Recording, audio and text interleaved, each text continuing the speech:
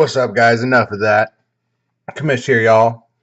Bringing to you all by myself today, by my lonesome, which is all right. As you see, I'm normally here with Dan. Dan likes to join me on these little videos, and ironically, he's a no-show today, as you guys see. I don't know if he had other arrangements, other plans, other things to do, or if he went 0-2 last week in the doubleheader and maybe he didn't back up some smack talk to one division right. I don't know what happened. I don't know. All I know is I'm alone. And we're gonna do a week 4 little preview. Look back at week 3, the doubleheaders, and we're gonna look at a few different things. I decided to pull up some stats, some little on pace, some hot starts for the players, the scoring, and the teams. So I'm going to look at that first before I jump into the game of the week last week and week 4 matchups. But yeah, hot starts to the season through the first 3 weeks, even though he's 2-2. Mr. Rupp himself, defending champ, he scored 775.1 points so far, which is the second most through the first 3 weeks of the year, only trailing Dan back in 2013. So Rupp off to a hot start, second hottest ever. And then Seward also is coming in 5th with 730 points. Looking at the other side of the scoring spectrum, which is or points against, I guess, which is pretty crazy to me. We have 5 teams in the top 9 with the most points scored against them. Brett Emineth on pace to have the most points scored against them by far. He has 986, almost 1,000 already against. He's 0-4, so that's definitely hard to overcome when you've been handed the hardest so far throughout the first 3 weeks. If you look at it, 2, 3, and 4 are all of last year. So just kind of, I think scoring, I think we're doing a better job scoring. It's harder to win this year, and I think last year, I think we're all just doing better. So kind of just some hot start stuff. Pete is down there on 5th. He's 2nd this year with points against, 5th all time. Robbie is 7th. Dan is 8th. And Edwards is 9th for on pace through the first 3 weeks. Looking at some of the players scoring, not necessarily players, but the positions, just what they're doing so far comparative to last year. Quarterbacks. Right now, this year, there's 3 quarterbacks that have over 82 fantasy points. Drew Brees is leading the way with 87.2 points. At this point last year, there was 6 quarterbacks, double the amount, with over 82 fantasy points. 96.7 was the leader with Brees. No, excuse me. Rodgers had 101.6 and Brady had 96.7. So both a lot more than Brees has this year. So more quarterback scoring. Been a lot more running back scoring this year. 10 running backs over 64 fantasy points. D'Angelo Williams, number 1 fantasy running back right now, with 79.9. That's not going to last. But at this point last year, there's only 3 with over 64 fantasy points last year. Wide receivers, on the flip side, this year there's 1 wide receiver with over 70 points. Marvin Jones, who would have guessed that, 70.8, just barely. But last year, there was 7 receivers over 70 points. Julio Jones had 102. Julio Jones had 102 right now. Antonio Brown had 86. Larry Fitzgerald had 86. So the receivers were putting it up last year. Tight ends, down year for tight ends, big time. Only 3 tight ends over 40 fantasy points. Greg Olsen has 49.9. 8 tight ends last year had over 40 fantasy points. Gronk had 70.8 right now. Travis Kelce had 54.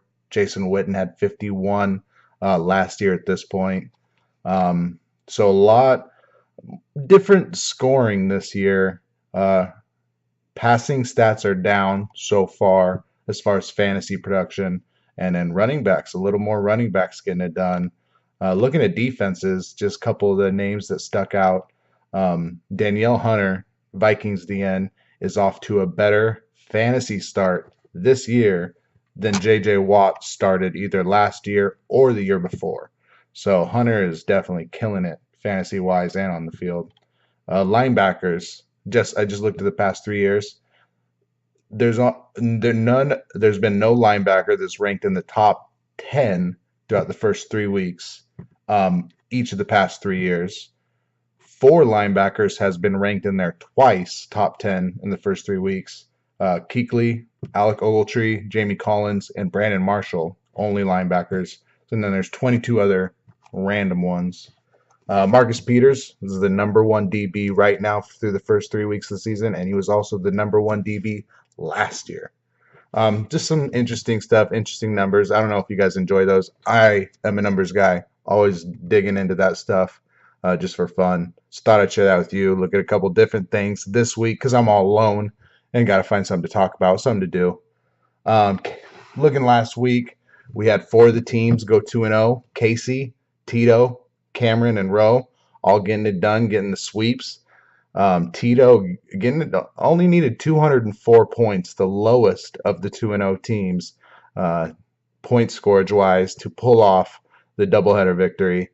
Looking at the 0-2 teams, Brett Emineth, Robbie, Dan, and Rupp getting handed the. I don't think anyone would predict that, but Rupp not getting the win last week. Dan scoring the most points, 219.6. So scoring more than Tito and not getting a win when Tito's going 2-0, and the rest of us went 1-1.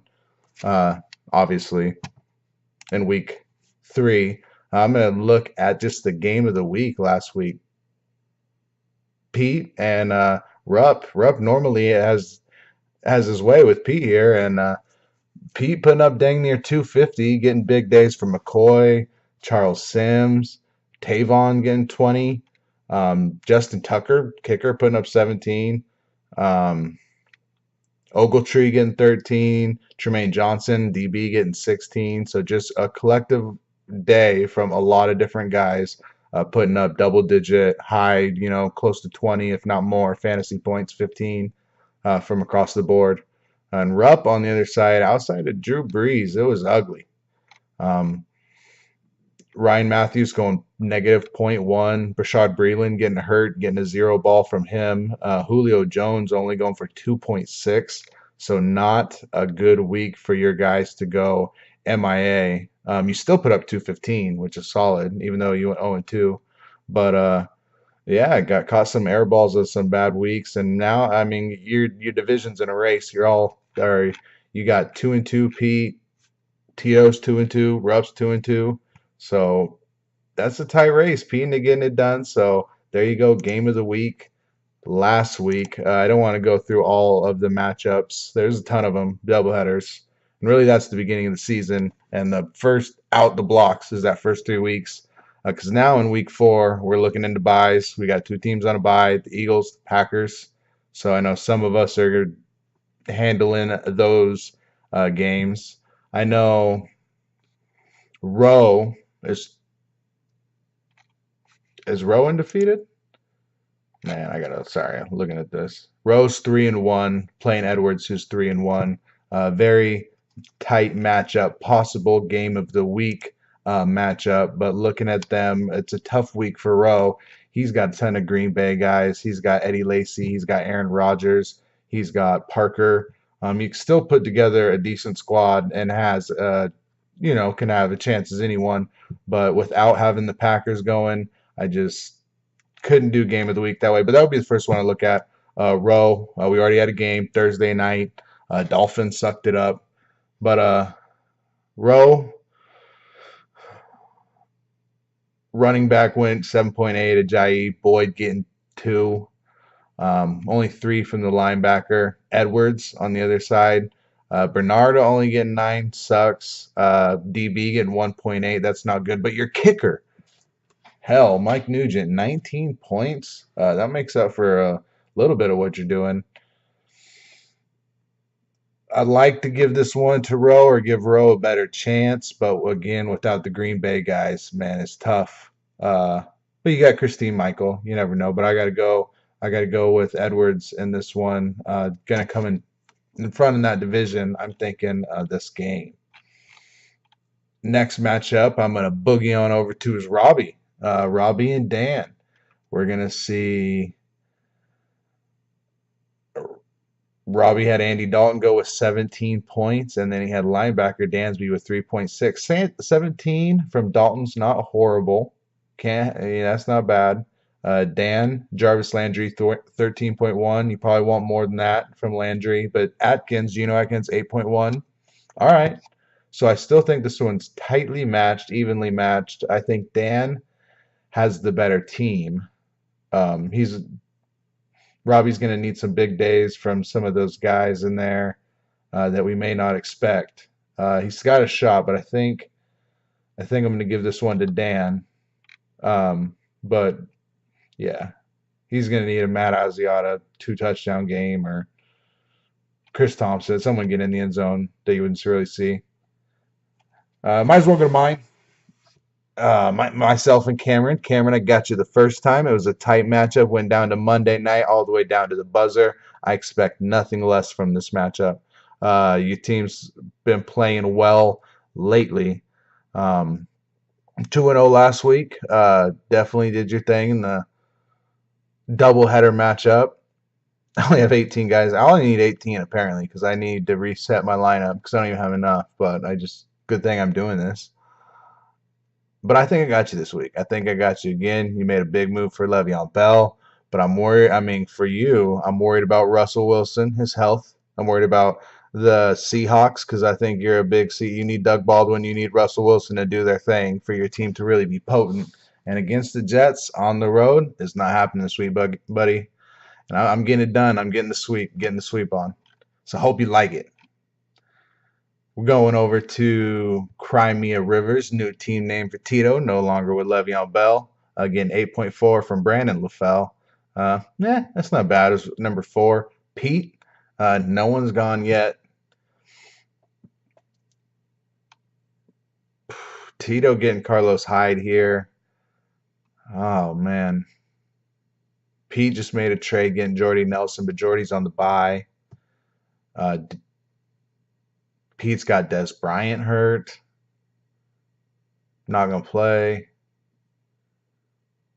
This one might be closer than you think. I'm